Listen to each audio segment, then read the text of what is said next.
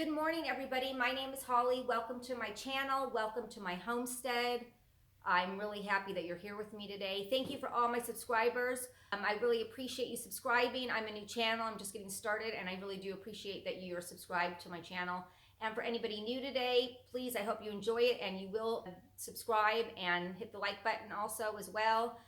Today, we're in the workshop, and I'm going to go ahead and I'm going to be painting this wood-burning stove that I have right here. And normally I use a wire brush, but I can't find it at the time. So I'm going to be using this drill with this wire brush, and it's just a little implement that you put on and off. This is probably a small to medium size, and there's also a larger size that you can use, but I think that's a little overkill. The next thing that you would need is some paint. And normally I use the Rust-Oleum paint. It goes to about 1,000 Fahrenheit, but they did not have any in. So I'm gonna try this. It's Krylon and it's high heat. It goes to, like I said, about 1,000. Some of them go to about 1,400 Fahrenheit, but the Rust-Oleum normally goes to 1,000. So, and we've used it for years and years on many of these stoves. So I figure this hopefully is gonna be a good product. Also, what I do is that I normally just roll it on. I don't like, a lot of people use spray. I don't personally do anything with spray just because I don't like any of the fumes going into my face.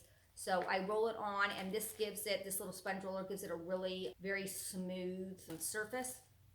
And it basically, I just buy like 3 of these at Walmart, and it says for cabinet doors. And it says smooth cabinets and doors. And honestly, this is very smooth. It makes it, it comes out really nice. All the little parts that I can't basically get into with that. I just buy these from like the Dollar Tree, Walmart, Hobby Lobby, anywhere. They're super cheap. And I usually just use the small one, and I can get really good into the little small intricate surfaces. I'm done using this. Sometimes I will go over it with some steel wool as well. And that's just if I don't feel like I got it really smooth or smooth enough. Sometimes these are old and they've been beaten up and they have like a buildup, just kind of like a cast iron pot will get a buildup.